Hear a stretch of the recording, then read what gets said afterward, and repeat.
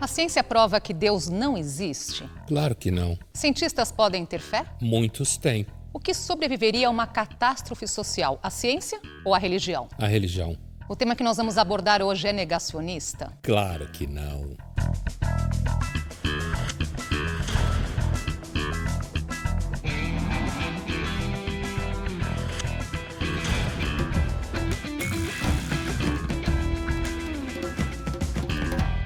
Olá, imagine um cataclisma global, caos total. Nesse cenário, o que sobrevive? A religião ou a ciência? Podemos ponder? Claro, vamos nessa, vamos decolar. Vamos lá. Para traçarmos aí essa hipótese, precisamos entender primeiro as origens, da religião e da ciência. Vamos começar então pela religião. Estudos apontam que ela surge com o Homo sapiens, estamos falando aí de 300 mil anos. Então surge o homem moderno e com ele a religião? A ciência é muito mais fácil de rastrear porque aconteceu ontem, na história. Mas a religião é mais difícil porque seguramente é pré-histórica. É muito provável que seja pré-histórica. Inclusive por conta da resiliência da fé, digamos assim, da resiliência da crença, das mais diversas formas de crença religiosa.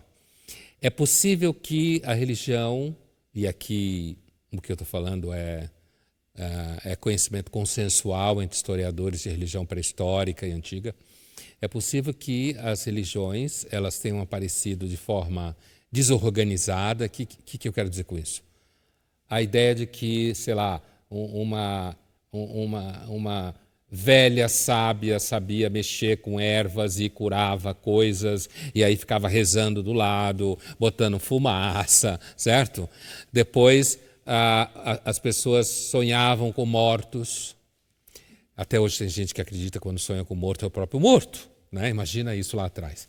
E aí ia conversar com o outro cara, tinha um cara que era especialista em prever o futuro, interpretar sonho, que fazia umas coisas assim, De repente tinha lá uns gestos peculiares, aí interpretava, não, seu pai falou isso aqui porque ele quer que você faça aquilo. Então, é muito possível que a religião tenha surgido no Alto Paleolítico, ou seja, alguma coisa como 70 mil anos atrás, 60 mil anos atrás, e que ela tenha surgido muito do fato de que nós não entendíamos nada sobre as coisas.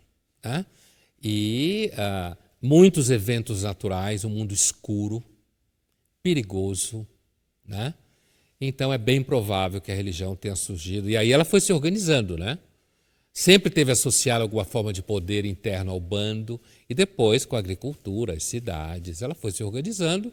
E, portanto, ela começou bem antes da ciência. E segundo ainda sobre essa origem, segundo um dos maiores estudiosos da religião, o filósofo romeno do século XX, Mircea Eliade, a origem da religião está no medo da contingência, o medo do imprevisível.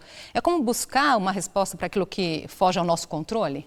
Sim, isso que a gente chama de medo da contingência, o terror da contingência, aí já é uma análise filosófica. Não é histórica no sentido de que você não está partindo para os elementos empíricos, como, por exemplo, entender que uma árvore tal aconteceu alguma coisa ali, se conta de uma pessoa para outra, então aquela árvore vira sagrada de alguma forma. Não, o que o Eliade quer dizer é que é muito provável que, sendo nós submetidos à contingência, a situações fora de controle, e que se manifestam principalmente coisas que são indesejáveis, porque quando acontece alguma coisa fora de controle boa, se chama de sorte, graça dos deuses, ou de Deus, Quando acontece coisa ruim, fora de controle, e a nossa vida sempre, desde o começo, o Homo sapiens, assim como toda criatura viva, está submetida à contingência. Então, Eliade levanta a hipótese que é muito provável que esse medo, que ele chama de terror, esse medo do acaso, do que está fora de controle, nos fez imaginar situações em que nós poderíamos, de alguma forma, barganhar, porque não seria contingência, seria a vontade dos deuses. Uhum. E esse acaso, então, explica a origem, mas também a permanência da religião. Sim. Porque a gente continua se ferrando literalmente, Ainda que a gente tenha inventado a ciência e muda muita coisa, sem dúvida nenhuma, a religião permanece porque, Primeiro que questões que as religiões sempre responderam, tipo, como que a gente está aqui, por que a gente está aqui, para onde a gente vai, a gente sabe nada, igual que sabia o Neandertal, tipo assim, sabe nada. Sabemos nada, no entanto, tem quem assim, acha que a minha religião é melhor do que a sua. Não é mesmo? Assim, isso também vem dos primórdios, esse pensamento? aparentemente, esse movimento de exclusão de outra religião está mais vinculada a religiões monoteístas, né? Esse argumento é bastante conhecido em estudos de religião, né? Então, as religiões seguramente começaram meio descentralizadas nesse sentido. E é bastante razoável compreender que essas religiões politeístas elas operavam por inclusão de deuses, entende? E não a ideia de que tem um só que é verdadeiro, porque não tinha só um. Cada um se ocupava de uma área, de uma gestão, digamos assim. Enquanto que o monoteísmo ele tende a ser mais nessa linha da minha religião é melhor que a sua. Meu Deus é verdadeiro, o seu não é. Agora, para Freud, a religião nasce do desamparo humano, porque precisamos de um pai. Por que o ser humano tem essa necessidade de proteção? O desamparo, então, na criança, o Freud vai dizer, ele lança a criança no imaginário que os pais protegem ele, mesmo que os pais às vezes sejam agentes de desamparo, quando faltam, né? Ou quando brigam, né? Mas que os pais são seres de alguma forma que ele espera proteção. O que o Freud fala? O Freud fala que a pessoa religiosa ela faz uma espécie de processo regressivo. O que na criança seria normal, digamos assim, esperado. No adulto é um processo regressivo. Que sentido? O adulto, a gente continua sofrendo com o desamparo das mais variadas formas, coisas ruins acontecem. Veja que é um diálogo entre Eliade e Freud aqui, né? Entre o terror da contingência e o desamparo. Apesar que eles nunca fizeram um diálogo exatamente, né? Mas assim, onde eu sei, Jung sim, com Eliade. Então assim, o Freud vai dizer que o adulto, então o que ele faz? Diante disso, ele começa a investir na crença de seres imaginários, que esses não existem. Mas certo? traz conforto, então. Mas traz conforto, proteção, expectativa de cuidado. E como toda religião, Freud também dizia em outro texto que religião é neurose obsessiva, né? Que é assim, aí você estabelece uma relação de rituais, sabe? Liturgia, tem que fazer isso, hoje não pode fazer aquilo, porque se fizer isso acontece não sei o quê, entendeu? Tem que rezar 3 vezes por dia, virada para Meca, sei lá para onde. É isso aí. Mesmo ateu, Freud estudava a religião. Por que ateus acham importante entender a religião? Porque, na verdade, o que a gente percebe quando estuda a religião é que as religiões são uma das melhores entradas para se compreender o ser humano. No sentido filosófico, antropológico, psicológico, né? E sociológico também. Por quê? Porque a humanidade tem sido religiosa o tempo todo, né? As religiões resistem a todo tipo de ameaça a elas, nas mais variadas formas. E por isso, inclusive em estudos de religião, se chama isso de ateísmo metodológico. Não há dúvida que você pode ser um ateu convicto e continuar a entender que religião é fundamental na experiência humana, entender inclusive que religiões tradicionais e antigas foram construindo ao longo dos séculos muita sabedoria sobre o ser humano, sobre o sofrimento, sobre o comportamento, e daí você pode ser um ateu convicto e achar que a Bíblia, para citar o livro que é mais importante na religião do lado de cá, que a Bíblia é um livro extremamente sábio. Você não precisa acreditar em Deus para isso. Você não precisa acreditar em Deus para perceber a beleza dos Salmos de Davi. Vamos ver agora uma cena da série Young Sheldon que mostra como a mãe de Sheldon, Mary, extremamente religiosa, justifica tudo o que acontece como vontade de Deus. Faith means believing in something you can't know for sure is real. And right now, I am struggling with that. So you don't believe in God anymore? That isn't something for you to worry about. I need to figure this out myself. Can I help? Maybe I could provide a fresh perspective. I don't think so, baby.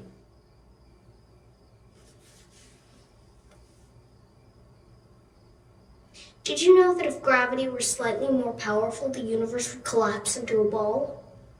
I did not. Also, if gravity were slightly less powerful, the universe would fly apart and there'd be no stars or planets. Where are you going with this, Sheldon? It's just that gravity is precisely as strong as it needs to be. And if the ratio of the electromagnetic force to the strong force wasn't 1%, life wouldn't exist. What are the odds that would happen all by itself? Why are you trying to convince me to believe in God? You don't believe in God. I don't, but the precision of the universe at least makes it logical to conclude there's a creator. Maybe I appreciate what you're trying to do. But logic is here. And my problem is here. Well, there are 5 billion people on this planet and you're the perfect mom for me. What are the odds of that?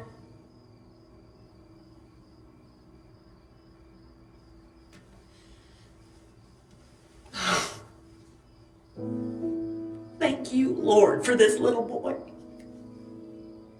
I knew I could fix it. Maybe it was you and the Lord.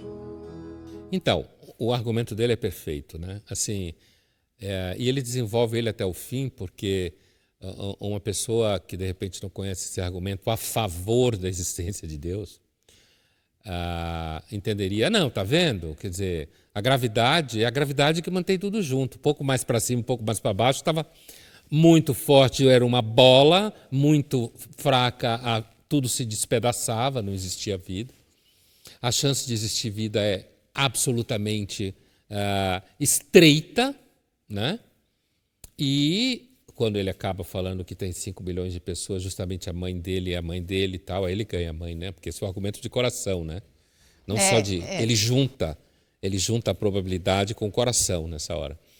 Mas o argumento dele é conhecido, muita gente que acredita em Deus, inclusive físicos, né?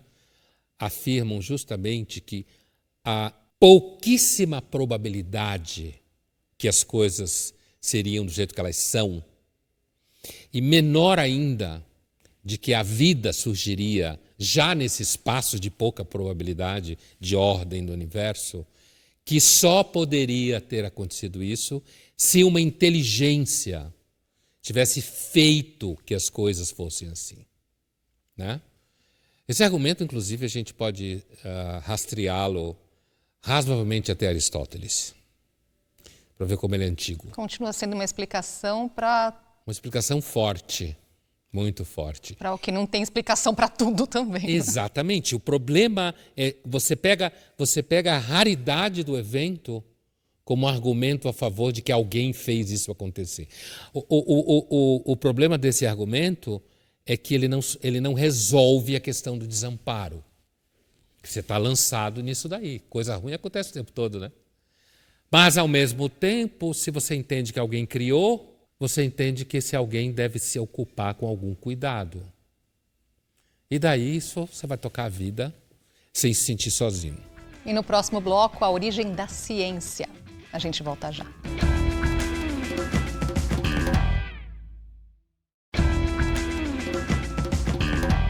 Estamos de volta com Linhas Cruzadas. Se o mundo mergulhar num caos total, o que vai permanecer?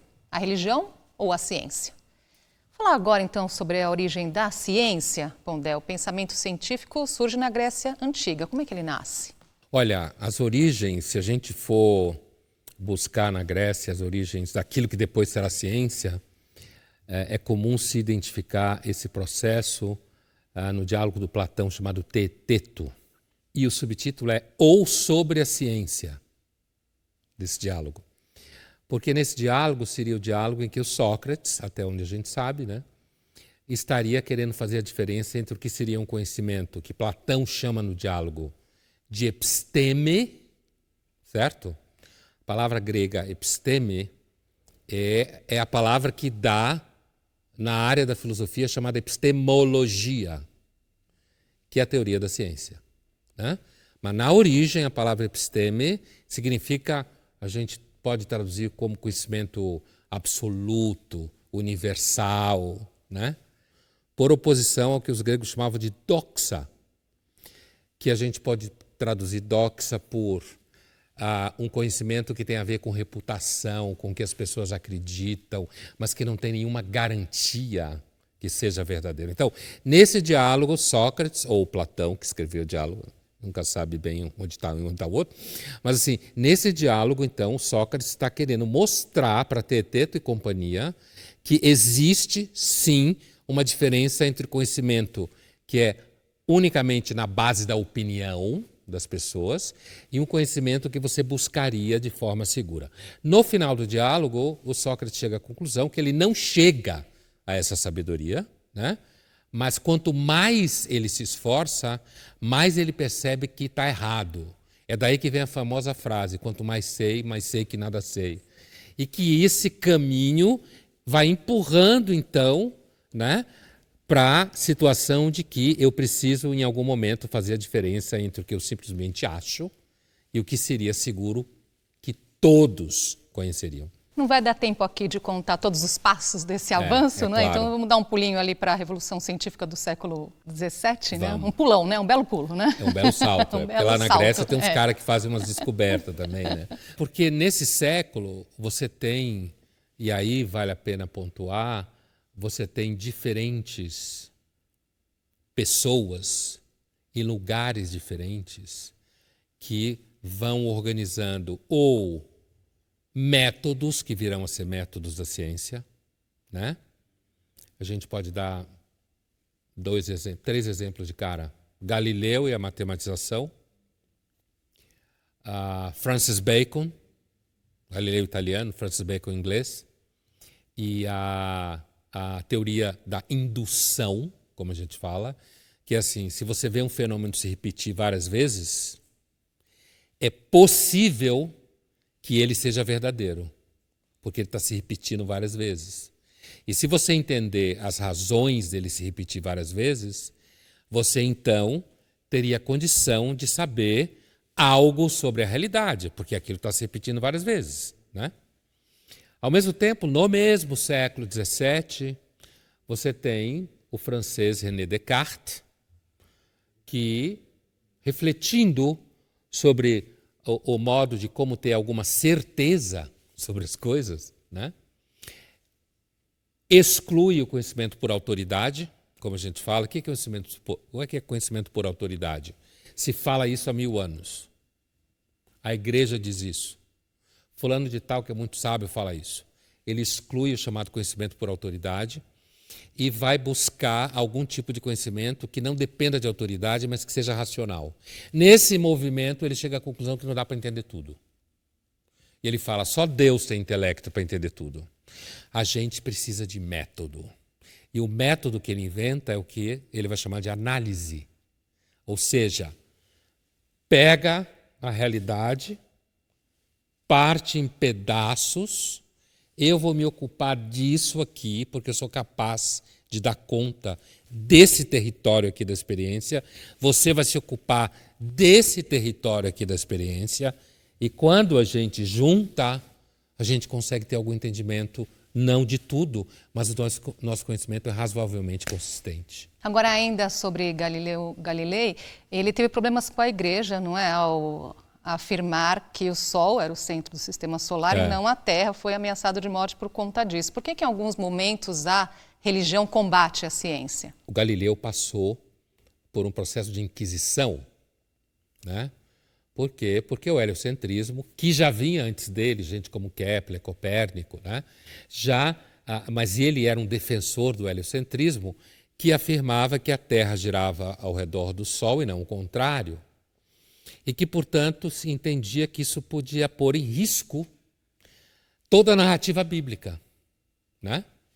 E do lugar central de Deus como imagem, blá, blá, blá, que é o tipo de problema que Darwin vai ter depois. Mas, assim, então é por isso que ele teve numa fria. Mas ele, sabiamente, acabou concordando com a igreja e não foi queimado. E reza a lenda que ele teria dito, mas que se move, se move. Quer dizer, que a Terra se move, se move. Ou seja, tá bom, fica aí acreditando no que você quer, mas eu vou continuar fazendo o que está aqui. E, evidentemente, a religião Questão de católica sobrevivência, não né? segurou a ciência.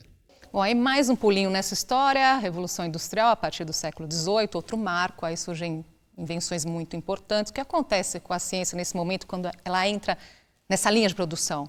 Ela se transforma na ciência de fato que existe hoje, porque se você pensar em Galileu, Descartes ou Bacon, como eu estava falando, ou mesmo Copérnico e Kepler, eles tinham muito pouco elementos tecnológicos, como a gente fala hoje, para conseguir construir teorias e um conhecimento cientificamente verificável, como a gente diz, por outros experimentos. Quando o mundo, a Europa, entra na Revolução Industrial, ocorre o casamento entre conhecimento experimental, como se fala, e uma linha de produção tecnológica, que vai dar no enorme sucesso que a ciência teve. Porque a ciência, sem a parafernália técnica, ela não existe. Ganchinho para chamar nossa reportagem agora, o que a ciência precisa para continuar existindo.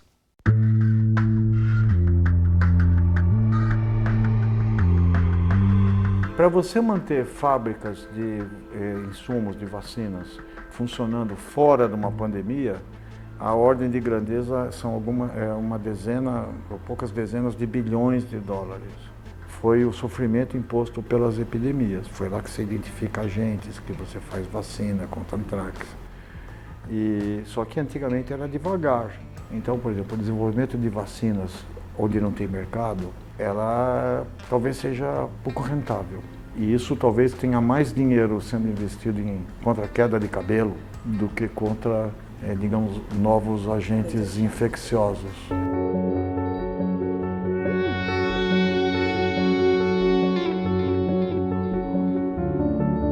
Sem dinheiro, basicamente faz ciência. A gente precisa dos reagentes para fazer os nossos experimentos, a gente precisa de equipamentos no laboratório para fazer os experimentos que a gente precisa e, além disso, é importante, eu acho, salientar que nós, como pesquisadores, é óbvio que a gente é apaixonado pela ciência, por fazer novas descobertas, é isso que realmente nos encanta, mas no final é o nosso trabalho. 2 cientistas brasileiros, os Nussensweig, que criaram digamos, a proteína comum a todos os tipos de malária, doaram isso para o bem comum, sem ganhar um tostão. Isso chama-se idealismo. Mas me desculpe, o mundo não é feito de idealistas.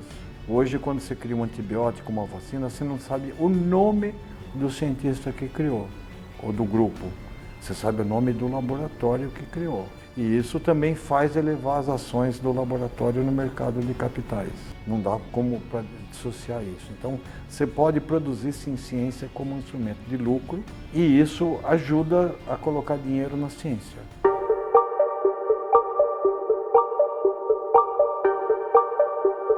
Eu acho que a principal e a grande diferença, eu acho que isso é fundamental, que o Brasil necessita mudar. Tem aquela questão do aporte à ciência, né, o financiamento que vai para a ciência, mas isso já é bem discutido, mas ainda precisa ser discutido. Mas eu acho que um ponto importante, que a diferença que eu vejo aqui, é que o pesquisador, desde quando ele está no início da carreira, ainda quando ele é um doutorando, ele ainda está no processo de se formar como doutor, ele é tratado como um funcionário da universidade. Um verdadeiro cientista, ou quem ama a sua profissão, e se ele ganhasse a Mega Sena acumulada, ele não ia mudar nada, a não ser pagar as dívidas. Ele continua sendo, na sua essência, a mesma coisa. Como tem algumas pessoas que continuariam sendo professores, como continuariam sendo médicos, porque aquilo faz parte do significado mais profundo da existência dela. As pessoas continuam existindo. E as camadas entre o homem religioso, o homem filósofo e o cientista, que quer vencer pela razão, eles estão dentro da gente, com diferentes. Um não substitui o outro, ele continua o outro. Então, Saldilva filosofou no final da fala dele, né? Dizendo que, apontando que muitas pessoas poderiam ganhar a Mega Sena acumulada, mas como elas têm paixão, como aquilo que elas fazem tem um significado muito grande, aproveitaria para pagar contas, mas continua fazendo o que está fazendo. Ele é um deles, né? Ele é um deles, ele é um caso desse. Né? Isso significa que para você trabalhar com ciência, porque a reportagem vem mostrando todo o processo para conseguir manter a ciência de pé. Saldiva, inclusive, envolvido diretamente numa das áreas da ciência mais bem-sucedidas, que é a medicina. Né? Mas que, independente de tudo isso, o que ele está dizendo é que existe um outro elemento, que esse elemento tem a ver com aquilo que é inerente a algumas pessoas, que é a paixão por conhecer as coisas, né? Por entender como as coisas funcionam, conhecer de forma racional, certo? E não porque alguém disse para você que é desse jeito. Né? Mas a reportagem mostra como, inclusive, o outro entrevistado fala da dificuldade que no Brasil tem para formar pesquisadores, a gente sabe disso. Né? É muito difícil você fazer ciência de fato no Brasil, porque custa muito caro, como diz o Saldiva, com relação aos laboratórios. Então, eu diria que a nossa reportagem deixa muito claro várias etapas e o mercado, que a gente vai falar disso junto. Né? Ciência é mercado. Não existe a ciência só de alguém que está estudando aqui como monge. A ciência médica acontece nas farmacêuticas. A dependência da tecnologia hoje é tão grande que a humanidade corre risco? A ciência poderá nos salvar? Se existir uma pane econômica e social global que destrua as relações sistêmicas de produção, é muito possível e provável que a ciência vá para o saco. E no próximo bloco, continuamos nessa conversa. O que a ciência e a religião precisam para continuar existindo? A gente volta já.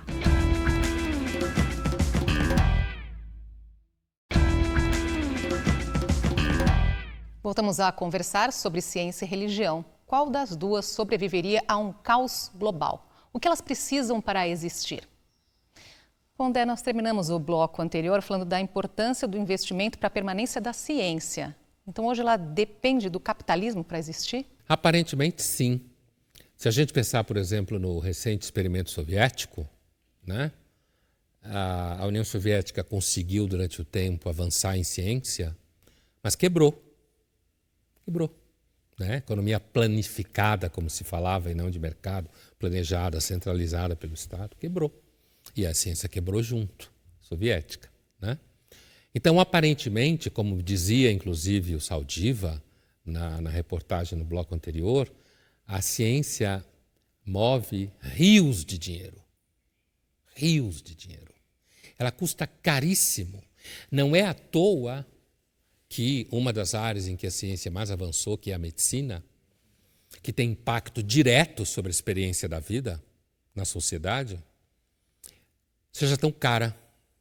A medicina fica cada vez mais cara. Né? Isso impacta, por exemplo, sistemas de saúde, seguro-saúde, saúde pública. Fica cada vez mais caro. Isso não tem a ver com o médico enquanto tal, nem com o cientista enquanto tal, mas da demanda, uma pesquisa. Você vai pegar uma pesquisa, por exemplo, em câncer, né? Você tem uma marca de laboratório aqui, que as pessoas sabem nomes de marca, principalmente depois da pandemia, de aprender nomes de farmacêutica. Essa grande farmacêutica aqui contrata uma empreiteira, que ninguém sabe o nome, e que ela vai levar a pesquisa à frente. Então, você tem um sistema de players, como se fala, para realizar a ciência. Então, se você não tem dinheiro, aliás, é uma das razões porque no Brasil tem muito pouca ciência, se você não tem dinheiro, a ciência não avança. Eu posso até ser um idealista e me dedicar à ciência no Brasil, mas o fato de não ter dinheiro significa que o meu idealismo vira voo de galinha, entende?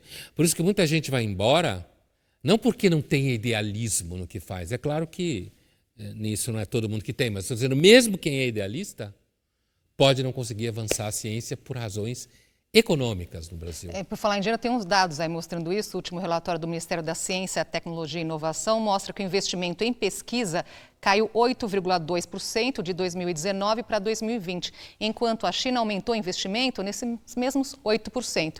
E é isso que acontece, que você comentou, né, Pondé? Não à toa os nossos cientistas vão embora. E quando precisa, a gente importa as soluções feitas lá fora e paga caro por isso, não é? É porque, assim, isso é uma coisa que se refere, inclusive, à sociedade como um todo, né?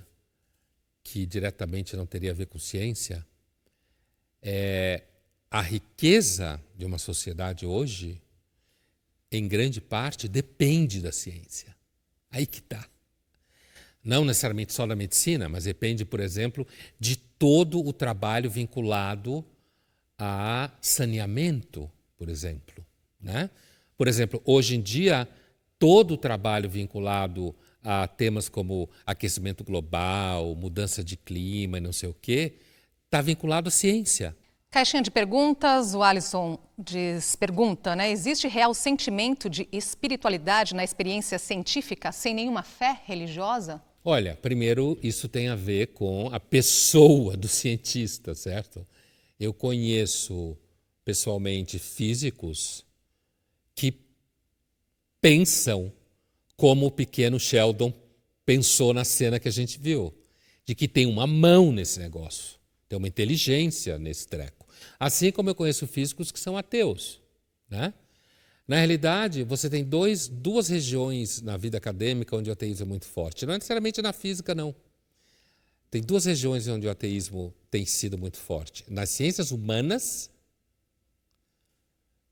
e na biologia, por causa da influência do darwinismo, do evolucionismo, né? Mas é muito fácil imaginar que um cientista, por exemplo, que estuda o universo, para dar um exemplo de clichê, astronomia, astrofísica, seja o que for, que não acredite em Deus, né, ou em qualquer inteligência maior como essa, e que ele fique tão encantado com o que ele vê no universo, que ele pode ter muito bem uma experiência estática, como se fala, né? E, aliás, é muito comum se dizer em filosofia da religião que digamos assim, um dos territórios da realidade em que você poderia ter experiências místicas e estáticas é justamente se você estiver fora da Terra. Assim como o astronauta que viu a Terra lá da Lua, ou mesmo de fora, teve experiências poéticas próximas de experiências religiosas. Porque você vê quão minúsculo a gente é, quão insignificante a gente é. Então é possível, sim, você ter uma experiência espiritual sendo completamente ateu e ficar encantado como o universo funciona, né? Como que pode ter matemática nesse negócio? Mais uma participação aqui, o Bruno Oizumi. Se a fé move montanhas, a ciência move o quê? A ciência move vacinas. Só para ficar numa coisa bem clichê e nem por isso menos fundamental, né? A ciência move todo o sistema de comunicação que a gente tem hoje, né? É claro que a fé move montanhas é uma afirmação poética, antes de tudo, né? De que quando você tem fé, você é movido e motivado. Mas a ciência move coisas de forma mais objetiva nos últimos 100 anos do que a religião. Move o mundo que a gente conhece. Ué. Ué. Participe aqui do Linhas Cruzadas, envie sua pergunta, seu comentário através das redes sociais da TV Cultura usando a hashtag Linhas Cruzadas. Agora falando da permanência da religião, de que depende a sua sobrevivência, Pondé? Eu costumo dizer que uma pessoa sozinha, sonhando, sofrendo, achando que o sonho que ela teve com a avó dela é a avó dela mesma, você já tem religião. Uma pessoa. Já tem um místico de alguma forma. Se você juntar 2 ou 3, já tem uma multidão de fé.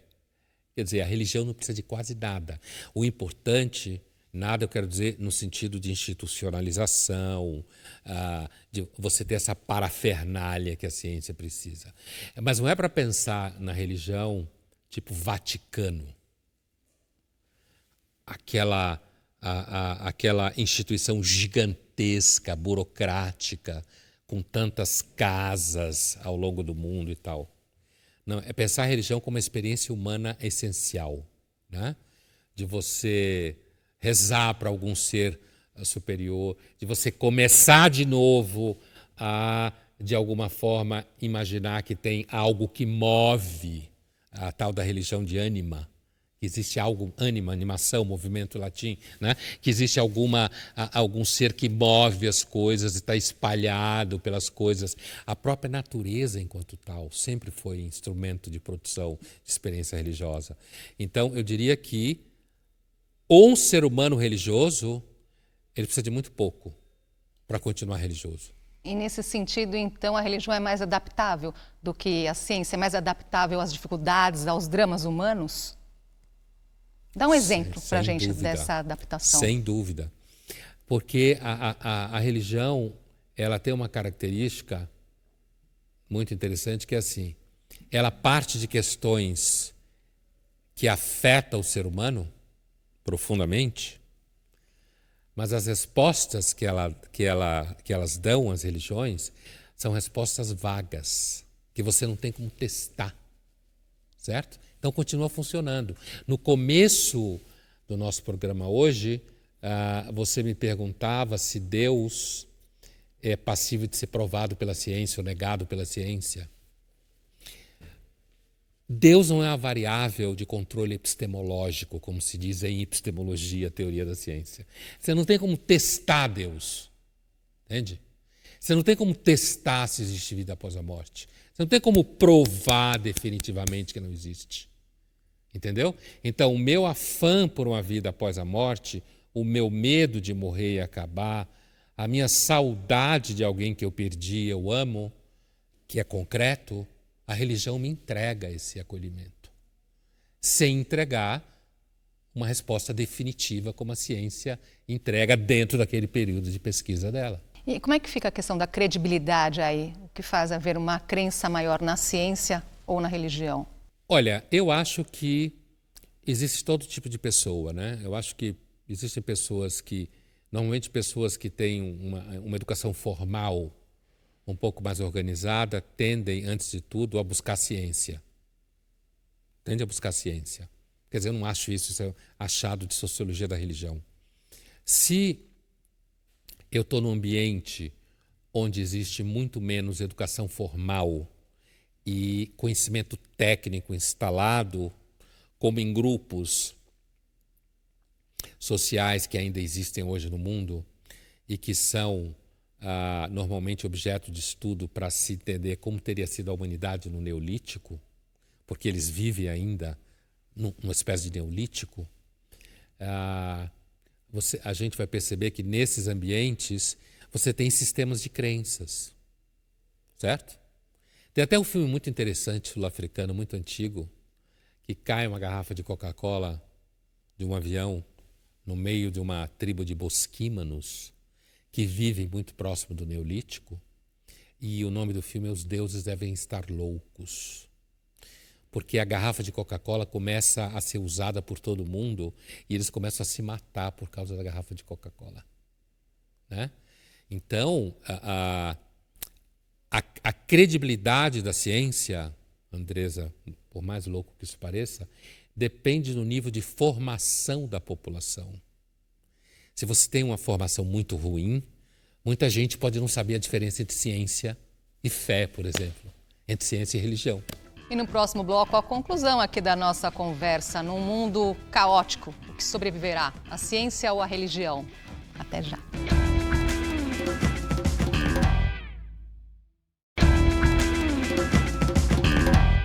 Estamos de volta hoje conversando sobre ciência e religião.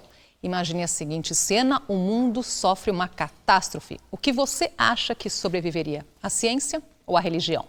Eu acho que se o mundo entrasse numa catástrofe, o que sobreviveria seria a religião. Porque, querendo ou não, ela é um dos dogmas primitivos da humanidade. Eu acho que o que nos salvaria de verdade é a ciência. Mas eu acho que as duas coisas não se excluem. As pessoas poderiam continuar com a sua religião porque ela é muito consoladora em muitos aspectos para muitos de nós. Eu acredito que é a religião, porque Deus veio primeiro do que a ciência. Então, se Deus criou todas as coisas, a ciência veio só depois. Bom, eu acredito que o que sobraria seria as pessoas que acreditam em ciências. Eu acredito em Deus e creio que quando surgir o apocalipse e tudo mais, as pessoas serão salvas e o que vai restar é as pessoas que acreditam em ciências. Eu acho que, infelizmente, sobreviveria a religião, porque para a maioria da gente é mais simples acreditar nisso. O que eu acho que vai sobreviver é a religião, porque eu acho que o povo precisa se enganar. É isso. Que sobreviveria, na minha opinião, é a ciência. Pelo que eu acredito, se a ciência é a base de tudo que dá o caminho para a religião. A maioria, me parece, diz que a religião sobreviveria, porque, inclusive, uma delas disse que sobreviveria porque as pessoas amam se enganar. Eu imagino que ela seja uma ateia para falar isso, né? Para falar na lata, assim. Na lata, assim, deve ser bem freudiana, inclusive, no ateísmo. Mas o que não fica claro, acho que não ficou claro para eles e que normalmente não fica claro para quem toma na cara uma pergunta dessa, né? Que não é tão evidente assim, a resposta, é o fato de que a ciência é uma indústria, como a gente vem discutindo aqui. Ela depende do acúmulo de texto, de artigos que se comparam, de experimentos que se repetem. Ela depende de um investimento econômico monstruoso, dá lucros monstruosos. E é evidente que num ambiente em que o sistema de produção seja destruído, ela acaba. Ela acaba e quais as consequências para a religião? Para a religião enquanto tal, se a ciência acaba, imaginando esse mundo lá, a religião vai estar, a experiência religiosa das pessoas vai estar tomada por profetas de todos os tipos. Eu não avisei, Deus avisou que ia acontecer isso, né? É muito comum religiões as mais diversas lidar com a ideia de destruição do mundo. Mais comum do que parece, né? Assim como a origem, a destruição do mundo. Então, acho que a religião não sofreria tanto. Não. Ela perderia os computadores, os celulares, perderia as páginas do Facebook, perderia a luz elétrica, perderia o sistema. O que não é pouca coisa. É um monte de coisa, mas ela não precisa disso para existir. Por quê? Porque ela começou sem nada disso. E o médico psicanalista Jorge Forbes comentou a ideia de Lacan, que diz que a religião triunfará sobre a psicanálise e muitas outras coisas.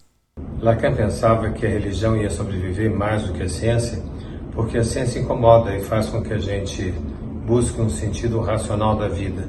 E a razão não dá conta de elementos essenciais, como, por exemplo, por que nós morremos? Por que nós temos apetite por uma coisa diferente da outra? Por que a atração sexual varia de pessoa para pessoa? São porquês que não tem resposta na ciência. Frente à angústia dessa falta de resposta, a religião, como dizia Lacan, verdadeira, a religião cristã dá sentido à vida, porque ela usa da fé. Como diria Gilberto Gil, a fé não costuma falhar. E a religião é vista por Lacan como aquela que triunfa no mundo, porque ela consegue dar um sentido apaziguador às pessoas.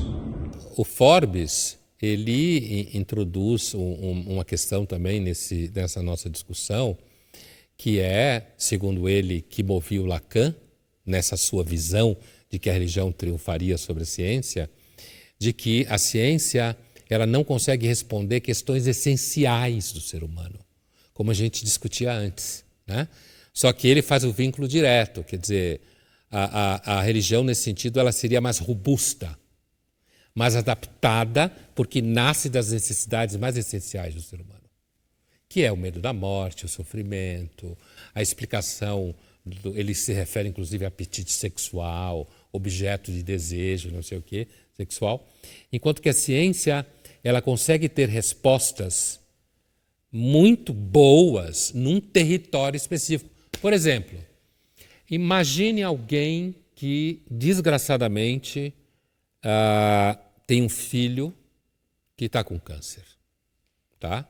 O médico pode explicar o processo, pode estabelecer os protocolos de tratamento, pode dizer qual é o prognóstico de tempo e de resultados. Mas se os pais perguntarem para ele, mas por quê? O médico não tem o que dizer. Por quê? É tão jovem. Por quê? A única resposta que o médico pode dar é mecânica. É claro que ele pode ser uma pessoa sensível, espera-se que seja, e muitos o são, para não falar desse jeito mecânico, né? Mas a verdade é que a ciência ela tem um efeito técnico em certas áreas muito bem sucedidos, mas ela não toca essas questões essenciais. Agora, o não investimento nesse mundo que a gente está imaginando aqui, não se investe em ciência, a medicina é impactada, de onde virá a cura? No mundo caótico, você fala? No mundo em que tem acabado todo o sistema de produção que a gente está imaginando aqui? A gente está imaginando, não tem dinheiro na ciência, né? Medicina sofre impacto. Não tem dinheiro. E a cura vem de onde? Não tem dinheiro, porque dinheiro depende de uma organização. A gente sabe, se observar a, entre aspas, evolução do sistema monetário, ele era muito mais caótico, menos unificado que hoje. Onde fica a cura? Em lugar nenhum. De onde vem? Em lugar nenhum. Não vem de lugar nenhum. Vem de onde sempre veio. Uma cura de impacto menor, com menos resultados, né? Conhecimentos que a gente pode chamar de naturais, que existiam na pré-história, na antiguidade, chás, plantas, né? De efeitos anti-inflamatórios, né? Viria da crença de que se você fizer determinados atos, você vai ter resultado tal, porque você agradou o Deus tal, né? Viria de onde veio a maior parte do tempo e da pré-história e da história humana. A ciência é uma experiência muito recente na humanidade. Ela é uma experiência, a gente pode comparar com um avião. Para um avião voar, que é uma coisa antinatural, mais pesado do que o ar, movido a motor a explosão, para um avião voar precisa de muita ciência ali dentro, muita engenharia, de um sistema gigantesco que faz isso tudo rodar. Portanto, se acabasse todo esse sistema, que começou ontem, a ciência é muito recente, a humanidade seguiria seu caminho. Não estou dizendo que isso é bom, que isso é desejável. Eu estou dizendo um fato, eu estou descrevendo um fato. Agora, Freud dizia que a tarefa de abandonar a religião é custosa à humanidade, porém, ele acreditava que esse é o caminho para encarar a realidade. As pessoas preferem encarar ou fugir da realidade? Fugir, sem nenhuma dúvida. A vocação humana é muito mais a ilusão, no sentido que o Freud está falando, do que encarar a realidade. E não só em termos religiosos, em quase tudo. Acreditar em história, política, ideologia, mesmo que a realidade não acompanhe. Vamos ver um trechinho do filme O Livro de Eli. Ele fala de um futuro pós-apocalíptico em que a Terra foi devastada por uma guerra nuclear. Do you really read the same book every day? Without fail. Will you read some to me? Please.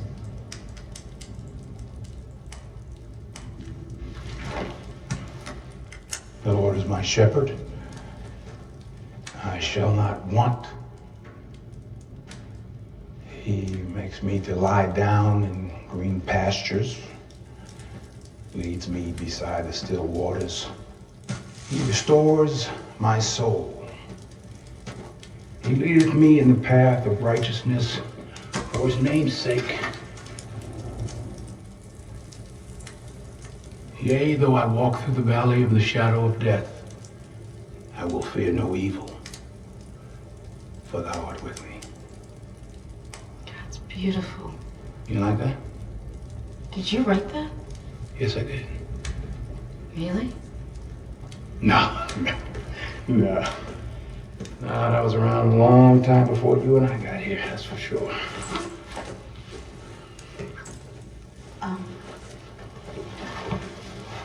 What did you mean when you said it's not just any book?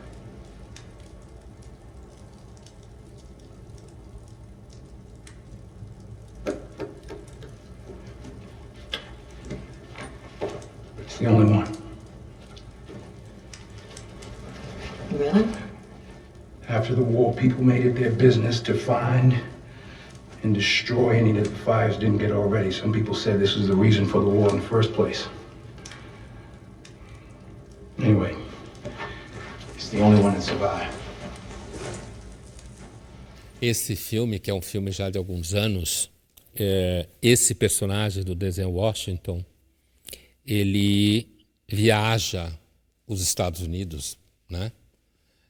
Em direção a um lugar que você vai descobrir no final qual é, com esse livro, e ao longo do filme você vai, como nessa cena, você vai descobrindo que esse livro é a Bíblia. E o mundo está devastado, que nem a gente estava discutindo aqui, e eles voltaram à antiguidade no mínimo, sobrou prédios, né, onde eles vão passando, a civilização recuou a hábitos pré-históricos, por exemplo, tem um largo canibalismo na população. Existe um grupo lá que não é canibal, por isso eles se dão bem no começo, que o sujeito quer esse livro de qualquer jeito, né? Porque ele sabe da importância desse livro e tal. Essa menina que aparece aí, a Mila Kunis, ela vai ser no final, ela será a que vai continuar o trabalho do Denzel Washington. Que trabalho é esse?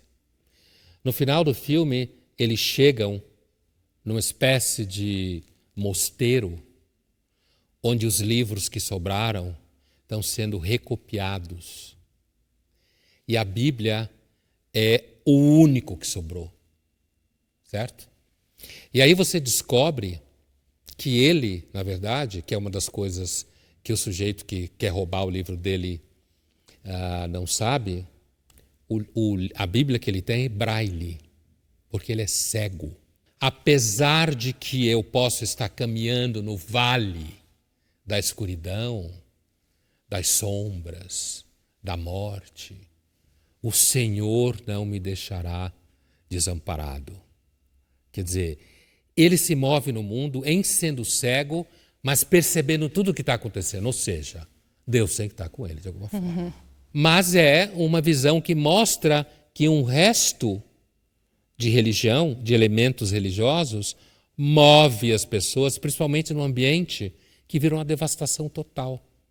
Perde o que a ciência tem para dizer a esse ambiente. Para o mundo não acabar num apocalipse nuclear, o que vai nos guiar melhor, a ciência ou a religião?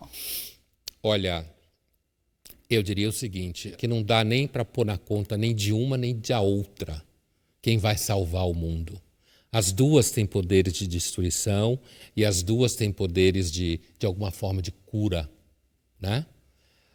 O que eu acho que pode seguramente, hoje em dia, criar muito dano ao mundo, em alguma medida, não necessariamente acabar o mundo, é o fato de que todo mundo decidiu que tudo tem que ser do jeito que cada um quer que seja.